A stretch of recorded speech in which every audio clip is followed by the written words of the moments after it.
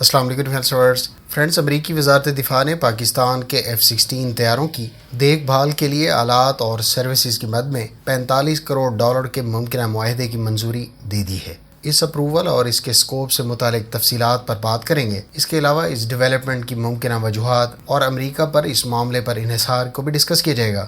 So let's start.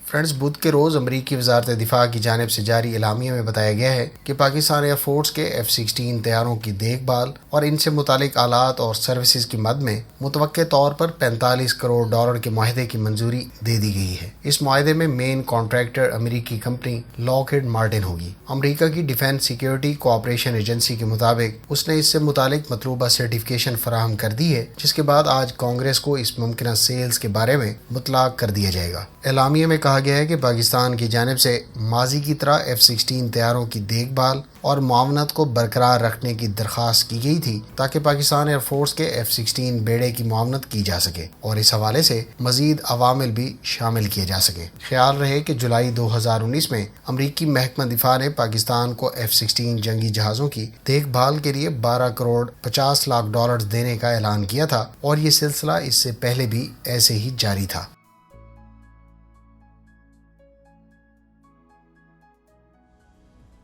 Friends, امریکی ساختہ F-16 طیارے پاکستان کی فضائی جنگی صلاحیت کا اہم حصہ ہیں۔ پاکستان کے پاس مجموعی طور پر 75 F-16 طیارے ہیں، جن میں سے زیادہ تر کو مڈ لائف اپ گریڈ سے گزارا جا چکا ہے، جبکہ 18 F-16 بلاک 52 طیارے ہیں۔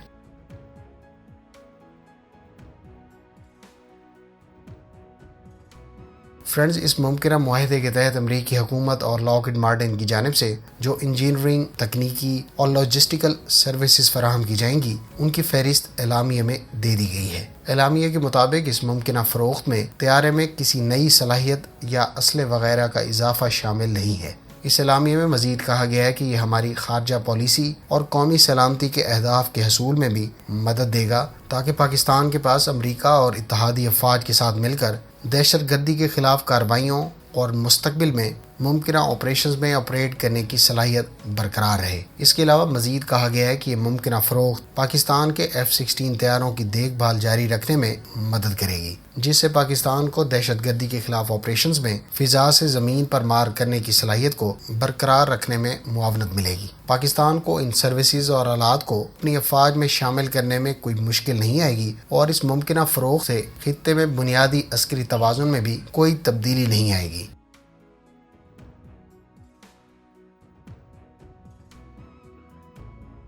فرینڈز، پاکستان اپنے دفاع کے لیے جنگی طیاروں سمیت مختلف قسم کا اسلحہ جیسا کہ ہیلی کاپٹرز، توپیں اور دیگر جنگی ساز و سامان امریکہ سے خریدتا رہا ہے، لیکن گزشتہ کچھ عرصے سے اسے امریکہ کی جانب سے مختلف طرح کی کنڈیشنز اور رکاوٹوں کو لے کر چین پر اپنا انحصار بڑھانا پڑا ہے۔ امریکہ کی طرف سے جہاں پاکستان کو مزید 8 F-16 بلاک 50 طیاروں کی فروخت کو کانگریس کی طرف سے روک دیا گیا تھا، وہیں بعد میں پاکستان کی طرف سے آرڈر کیے جانے والے AH-1Z ہیلی کاپٹرز کی ڈیلیوریز بھی روک دی گئی تھیں۔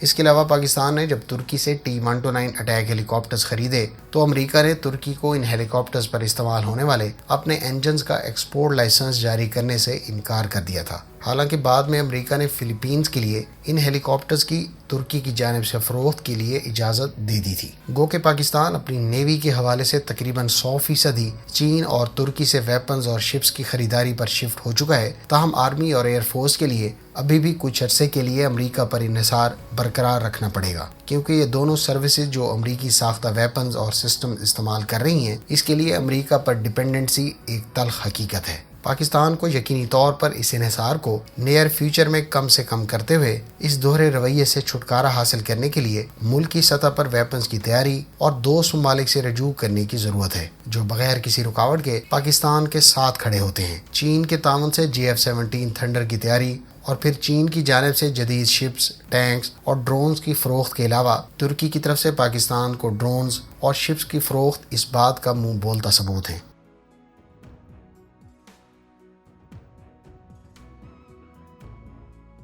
پاکستان کے F-16 طیاروں کے پروگرام کا آغاز 1981 میں ہوا تھا، جب افغانستان میں سوویت یونین نے مداخلت کی تھی۔ امریکہ نے پاکستان کو F-16 طیارے فروخت کرنے کی حامی بھر لی تھی تاکہ انہیں سوویت یونین اور افغان طیاروں کے خلاف استعمال کیا جا سکے۔ سوویت یونین اور افغان طیارے ترتیب وار سرحد پار کر کے مجاہدین کے تربیتی کیمپوں کو نشانہ بناتے تھے۔ یہی وجہ ہے کہ 1986 سے لے کر 1990 کے دوران پاکستانی F-16 طیاروں نے کم از کم 10 افغان اور روسی طیارے، ہیلی کاپٹرز اور ٹرانسپورٹ ایئر کرافٹ مار گرائے تھے۔ 1990 میں امریکہ نے 28 F-16 طیارے پاکستان کو دینے سے انکار کر دیا، جس کے لیے پاکستان $658 ملین کی رقم بھی ادا کر چکا تھا۔ اگرچہ امریکہ نے مرحلہ وار اس میں سے کچھ رقم واپس کر دی تھی، تاہم اس کے نتیجے میں پاکستان نے امریکہ کو ایک قابل اعتبار اتحادی کے طور پر شک سے دیکھنا شروع کر دیا تھا، اور وقت کے ساتھ ساتھ مزید تحفظات بھی پیدا ہوتے گئے۔ کیونکہ اب امریکہ کو پاکستان کی اس طرح سے ضرورت نہیں تھی،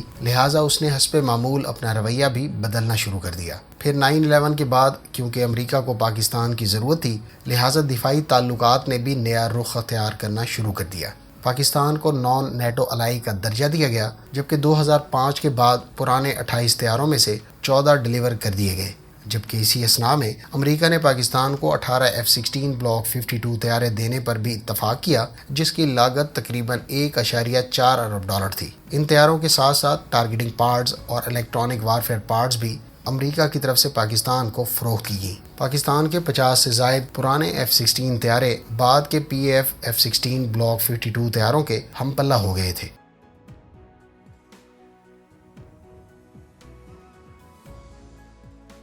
فرینڈز، اس میں کوئی شک نہیں کہ پاکستان کے زیر استعمال F-16 طیاروں نے ملکی دفاع میں اہم کردار ادا کیا ہے، لیکن امریکہ کی جانب سے ان طیاروں کی فروخت اور اپ گریڈز کو ہمیشہ سے ہی ایک سیاسی ٹول کے طور پر استعمال کیا جاتا رہا ہے۔ آج کل یہی کچھ ترکی کے ساتھ ہو رہا ہے۔ یاد رہے کہ پاکستان کی جانب سے بھارتی ایئر فورس کے ناکام بالاکوٹ اسٹرائک کے بعد کیے گئے آپریشن سوئفٹ ریٹارڈ کے دوران پاکستان ایئر فورس نے انڈین MiG-21 اور Su-30 MKI طیارے کو F-16 سے ہی مار گرایا تھا۔ پاک فضائیہ میں F-16 طیاروں کو over the years air superiority role میں استعمال کیا جاتا رہا ہے، تاہم اب آہستہ آہستہ یہ ذمہ داری چین سے خریدے گئے J-10C طیاروں پر شفٹ کی جائے گی، جو پاکستان کے زیر استعمال تمام F-16 طیاروں سے بہتر ریڈارز، سسٹمز اور ایئر ٹو ایئر میزائلز سے لیس ہیں۔ جہاں تک امریکہ کی جانب سے اس اپروول کا تعلق ہے، تو حالیہ ڈیولپمنٹ کو پاکستان کی جانب سے یوکرین کو حال ہی میں فراہم کردہ ویپن اور روس سے دوری کے علاوہ افغانستان میں کیے گئے حالیہ ڈرون سٹرائک کے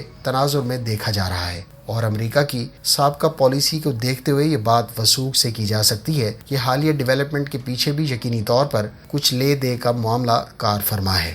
البتہ آپ اس بارے میں کیا اوپینین رکھتے ہیں، کمنٹ کر کے ضرور بتائیں۔ امید ہے اس ویڈیو سے آپ کی معلومات میں اضافہ ہوگا۔ ملتے ہیں نیکسٹ ویڈیو کے ساتھ، اپنی دعاؤں میں یاد رکھیے گا۔ اللہ حافظ۔ پاکستان زندہ باد۔